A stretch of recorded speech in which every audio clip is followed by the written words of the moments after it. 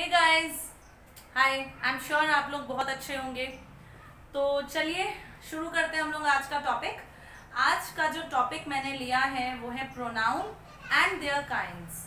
इसमें बहुत सारी चीज़ें हम लोग को कवर करनी है, तो आपको थोड़ा सा फोकस्ड रहना पड़ेगा। लेकिन इससे पहले हम लोग आज की अपनी वीडियो स्टार्ट करें। बारी है हमारे आज के थॉट की। आप मेरे पीछे देख सकते हैं, the board is totally field. Yes, today also I have prepared the board in advance so that I can face you all and chaliye let us start the thought.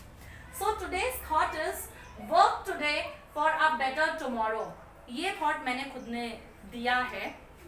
I have given this thought for my students because sometimes what I face is that my students get very lazy and they really don't want to work. They just want to have gala time. They want to enjoy playing online games, playing some various kind of games. I won't take the name of any of the game. I just really won't point out any of the game. But yet that day I just gave a thought that definitely if you want a better tomorrow, भाई अगर कल अच्छा चाहिए तो अच्छे कल के लिए काम आज ही करना पड़ेगा। अगर हम आज काम करेंगे, अच्छा काम करेंगे, तो उसका अच्छा रिजल्ट हमें कल मिलेगा। तो आई एम श्योर आपको ये थॉट बहुत अच्छा लगेगा और आप भी इससे इंस्पिरेशन ज़रूर लेंगे और आज ही अभी जो भी आपके ड्रीम्स हैं, जो भी आपके एम्स हैं, उनको फुलफिल करने के लिए डेफिनेटली आप वर्क करेंगे and you will work today if you want to achieve a better tomorrow. तो चलिए इस थॉट के साथ बारी है अब हमारे न्यू वर्ड की। तो हमारा आज का जो वर्ड मैंने लिया है वो है सबलाइन। सबलाइन का मीनिंग होता है एक्सीलेंट। अब देखो, good, very good, fair, excellent, ये रिमार्क्स हम लोग बहुत देते हैं। कई बार बीइंग टीचर्स ऑल्सो, किसी बच्चे की परफॉर्मेंस बड़ी अच्छी, excellent performance, wonderful performance, outstanding performance. अब ये थोड़ा पुराना हो गया तो कुछ नया होना चाहिए। तो हियर आई हैव सबलाइन परफॉर्मेंस। किसी भी बच्चे को अगर हमें अप्रिशिएट करना है, किसी को भी किसी भी वर्क के लिए अप्रिशिएट करना है, तो एक्सेलेंट, आउटस्टैंडिंग को हम रिप्लेस कर सकते हैं सब लाइन से। इट्स अ लवली वर्ड, बहुत अच्छा लगता है। और जब आप सामने वाले के सामने बोलते हो ना, तो वो भी सोचता है अच्छा यार इसकी इंग्लिश बड़ी मस्त है, इसको बहुत कुछ आता है। तो चलिए हमारा थॉट हो गया, हमारा न्यू वर्ड हो गया and now it's the turn to start the topic. So today's topic is pronoun. Well, let me move this side. तो व्हाट इज प्रोनाउन? प्रोनाउन क्या होते हैं? Pronoun is replacing word. ठीक है, रिप्लेसिंग क्यों? Replacing इसलिए बिकॉज दे रिप्लेस नाउन। तो we have a definition, words that are used in place of noun. Words that are used in place of noun are said to be pronoun. अब noun की जगह पे इस्तेमाल होने वाले यानी noun को replace करने वाले जो words होते हैं वो होते हैं हमारे pronoun. We have variant examples: he, she, it, you, yours, mine, ours, his, hers and him. तो अब ये replace कैसे करते हैं? ये replace करते हैं नाउन को। आई एम श्योर इतना आपको बहुत अच्छे से समझ में आया होगा, लेकिन फिर भी मैं एक सेंटेंस जरूर लूंगी। A sentence is Ram is my brother, Ram is my bro. ठीक है, Ram is my bro, Ram is smart boy. अभी Ram is my bro, Ram is a smart boy. Smart भी है भाई, मेरा भाई है तो स्मार्ट तो होगा ही डेफिनेटली। तो चलिए इसमें हमने नेमिंग वर्ड क्या देखा? हमने नेमिंग वर्ड देखा राम, ये नाउन है। ब्रो, ये भी नाउन है। फिर से राम नाउन है। बॉय, ये भी नाउन है। लेकिन एक ऐसा नाउन जो रिपीट हुआ, रेपिटेशन में आया, राम। अब जैसे ही ये रेपिटेशन में आया तो इस सेकंड वाले राम को हमें रिप्लेस करना होगा और क्योंकि ये बॉय है तो सेकंड वाले राम की जगह हम क्या लगाएंगे? हम ही लगाएंगे। तो हो जाएगा Ram is my bro, he is a smart boy. I am sure आपको बहुत अच्छे से समझ में आया होगा ये।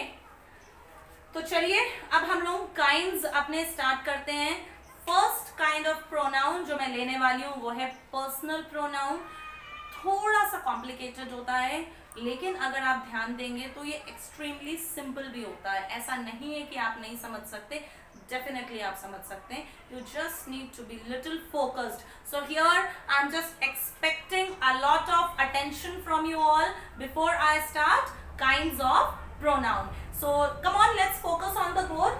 The first kind of pronoun I have is personal pronoun. Personal क्यों? क्योंकि ये पर्सन के लिए इस्तेमाल होते हैं, ठीक है। अब मैं आपको बता दूं, वेरियस केसेस होते हैं प्रोनाउन के पर्सनल प्रोनाउन कैटेगरी में। यहाँ पे मैं आपको 2 केसेस बताऊंगी, एक होगा सब्जेक्टिव केस, एक होगा ऑब्जेक्टिव केस, ठीक है। अभी सब्जेक्टिव केस क्या होता है और ऑब्जेक्टिव केस क्या होता है वो भी हम लोग समझेंगे, तो थोड़ा सा देखते हैं। Personal pronoun used in place of person, animal और थिंग, ये तो आपको मैंने बता दिया। अब ये सब्जेक्टिव की तरह भी यूज हो सकते हैं और ऑब्जेक्टिव की तरह भी यूज हो सकते हैं। अगर आपने नाउन केस या प्रोनाउन केस पढ़े हैं तो आपको डेफिनेटली पता होगा वी हैव 3 केसेस, ठीक है।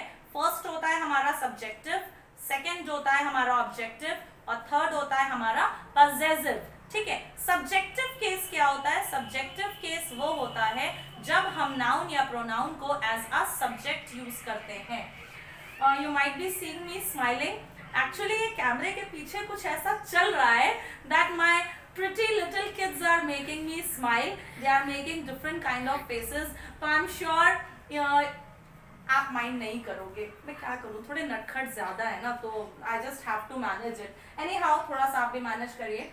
तो सब्जेक्टिव केस और ऑब्जेक्टिव केस पे मैं थी, लेकिन मैं केस बताऊं उससे पहले यहाँ पे हम लोग बात कर लें, प्रोनाउन में 3 पर्सन भी होते हैं, first person, second person, third person. यहाँ पे मैंने नहीं लिखा है बट डेफिनेटली आपको मैं जरूर बताऊंगी फर्स्ट पर्सन क्या होता है।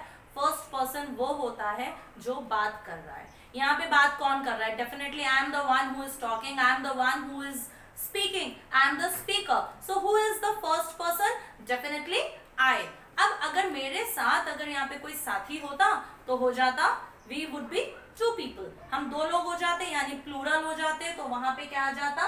वी। यानी आई होता है सिंगुलर सब्जेक्ट के लिए और वी होता है प्लूरल सब्जेक्ट के लिए, ठीक है। फर्स्ट पर्सन कौन होता है? फर्स्ट पर्सन होता है हमारा स्पीकर, यानी the one who is speaking. Second person कौन होता है? यानी आप सब। सेकेंड पर्सन होता है जो सुन रहा है, मैं बोल रही हूँ and you are listening. So who is the second person? Second person is the listener, यानी कि आप। तो हम प्रोनाउन क्या इस्तेमाल करेंगे? यू। अभी ये ध्यान रख लीजिए, सिंगुलर केस हो या प्लूरल पर्सन हो, हम यू ही इस्तेमाल करते हैं। अगर सामने 1 पर्सन है तो भी यू, अगर सामने मेनी पीपल है तो भी यू। थर्ड पर्सन क्या होता है?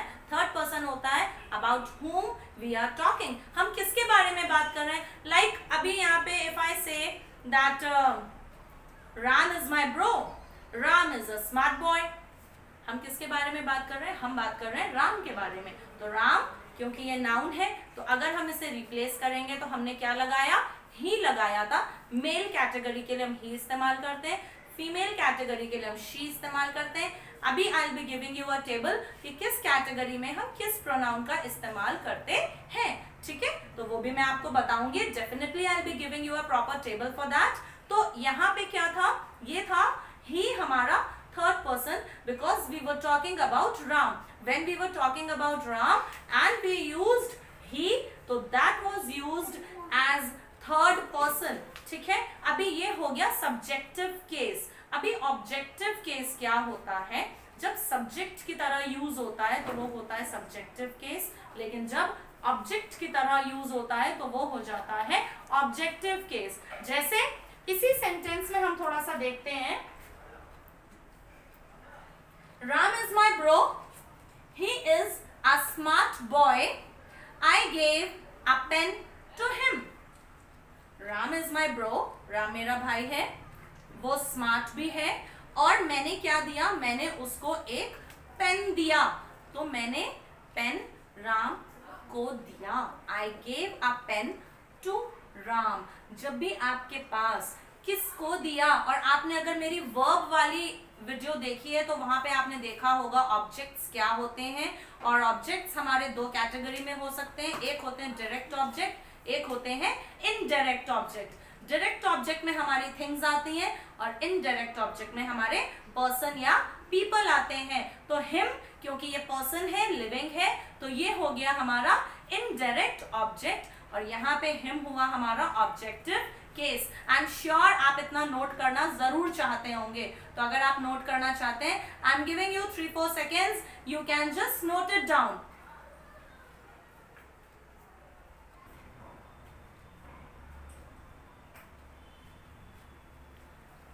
Okay guys, I am sure आपने नोट कर लिया होगा। तो चलिए अब हम लोग चलते हैं हमारे सेकेंड काइंड ऑफ प्रोनाउन की तरफ। तो हमारा सेकेंड काइंड ऑफ प्रोनाउन है पजेसिव प्रोनाउन, यानी यहाँ पे हम बात करते हैं पजेसिव केस की। पजेसिव केस वो होते हैं दैट शो पजेशन। अब भाई पजेसिव से बन गया पजेशन, बच्चों को नहीं समझ में आया तो थोड़ा सिंपल लैंग्वेज में बताती हूँ मैं। पजेसिव केस के लिए हम इस्तेमाल करते हैं जहां पर भी क्वेश्चन अराइज हो जाए हमारा whose, तो वो होता है पजेसिव केस। जहां पर भी क्वेश्चन क्या अराइज होता है, whose, यानी किसका है, तो वो क्या होता है, वो होता है हमारा पजेसिव केस, यानी कि कोई चीज किसकी है। लाइक हाँ, दिस पेन इज माइन, ये पेन किसका है, मेरा है। कौन सा केस हो गया, पजेसिव केस हो गया। Whose duster is this, ये किसका डस्टर है, ये भी मेरा है। This duster is mine, ये कौन सा केस हो गया, possessive केस हो गया।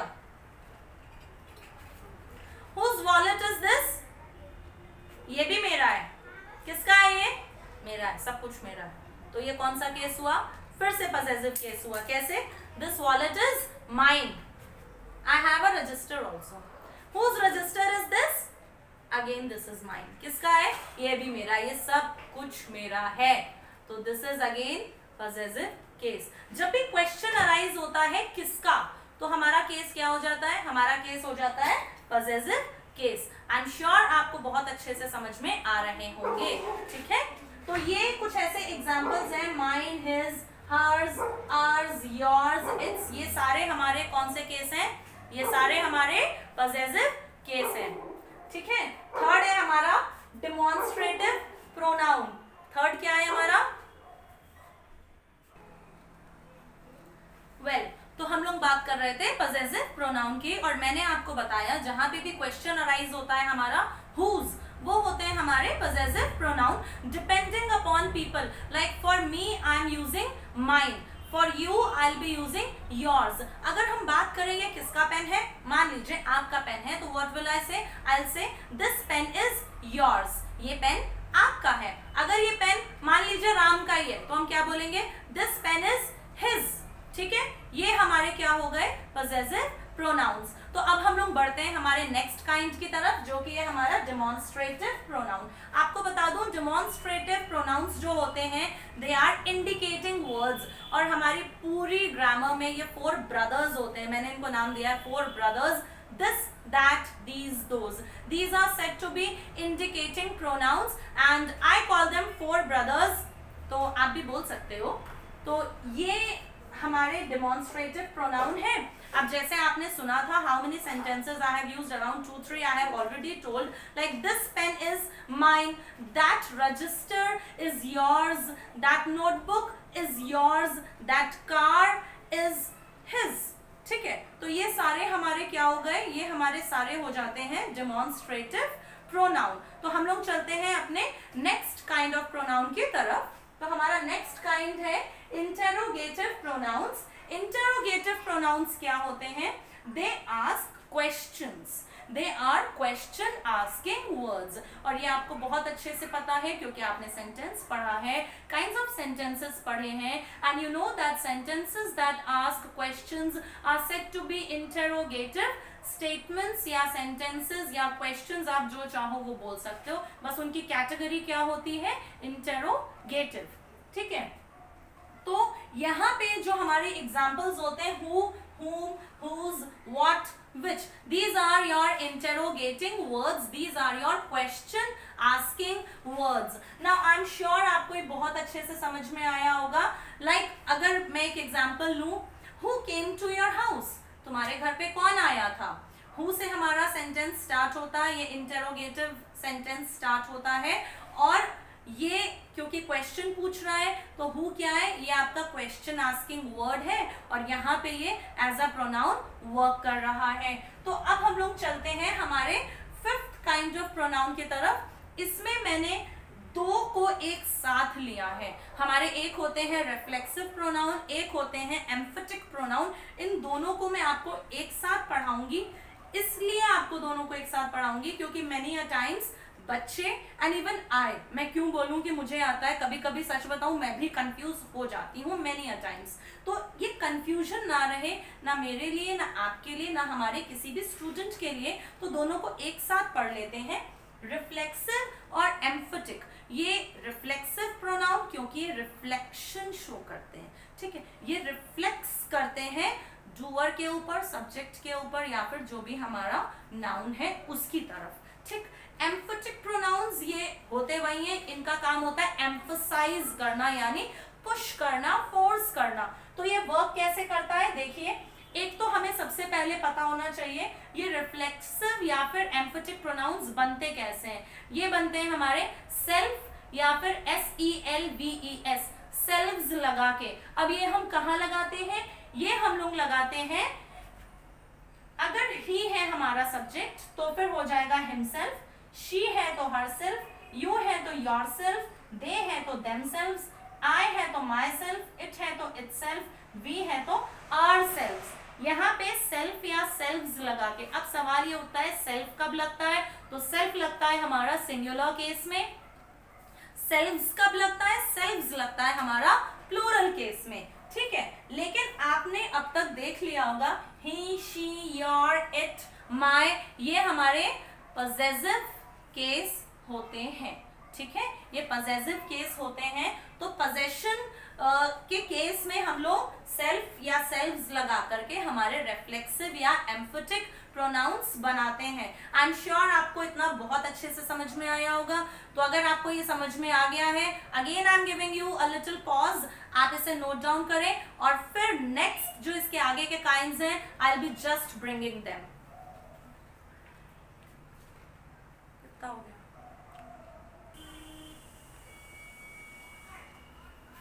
Well guys, I am sure आपने अब तक का नोट कर लिया होगा. तो हमारे 3-4 काइंड्स और हैं जिन्हें मैं फटाफट आपको कराऊंगी, लेकिन एंड में I will be just telling you that which are the most important kinds of pronoun and which you should actually memorise for a long time.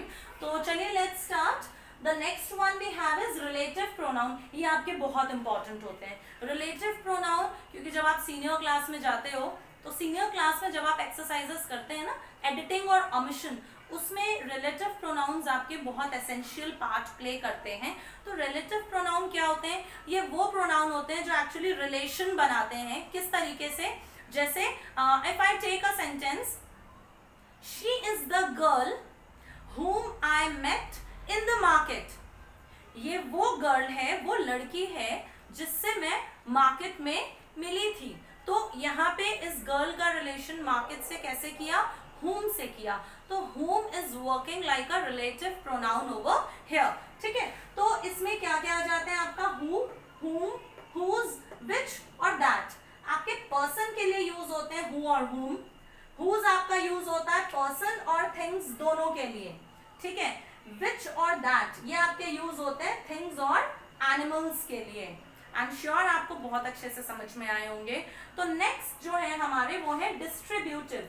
Distributive pronoun वो होते हैं जो पर्सन या थिंग्स को या तो एज अ सिंगल लेके चलते हैं या फिर एज अ ग्रुप लेके चलते हैं. Like if I say each one of you come to me with your notebook. एक एक करके ईच वन ऑफ यू, यानी पर्टिकुलरली एवरीबडी. मैंने इकट्ठा सबको नहीं बुलाया, मैंने बोला each one of you come to me with your notebooks. तो हर किसी की यहाँ पे मैंने इंडिविजुअलिटी की बात करी है. But if I say everybody come to me with your notebook, तो सारे जल्दी से अपनी नोटबुक्स लेके मेरे पास आओ, यानी here I am talking about a group. ठीक है, आई एम श्योर आपने समझा होगा। नेक्स्ट है हमारे रेसिप्रोकल, बड़े इजी हैं। रेसिप्रोकल कैसे होते हैं? वन अनदर, ईच अदर, ये थोड़ा ग्रुप में चलते हैं, एक दूसरे को। ठीक है, जब बात आती है ना कि हमें एक दूसरे की मदद करनी चाहिए, we should help one another, we should help each other. ठीक है, we should share the sweets with each other, this is your reciprocal pronoun. Last है हमारे इनडेफिनिट। इनडेफिनिट इसलिए क्योंकि इसमें क्लियर नहीं होता है that about whom we are talking, हम एक्चुअली किसकी बात कर रहे हैं, किसी एक स्पेसिफिक की बात नहीं करते, हम एक साथ सभी चीजों की बात कर देते हैं। Like if I say I like everything to eat, मुझे खाने में सब कुछ पसंद है। अब सब कुछ में तो बहुत कुछ आ जाता है, लेकिन ऐसा जरूरी नहीं है कि मुझे सब कुछ पसंद है, तो मैंने कुछ स्पेसिफाई नहीं किया, I have not at all given any kind of specification. ठीक है, तो ये होते हैं हमारे क्या, indefinite pronouns. I am sure आपको बहुत अच्छे लगे होंगे। तो अगर आपको अच्छे लगे हैं, prepare your notes, don't forget to like the video, and if you have still not subscribe to the channel, kindly subscribe to the channel, and yes, definitely press the bell icon so that you can get latest videos. Okay dear, bye, take care. Next video में बहुत जल्दी हमारी मुलाकात होगी।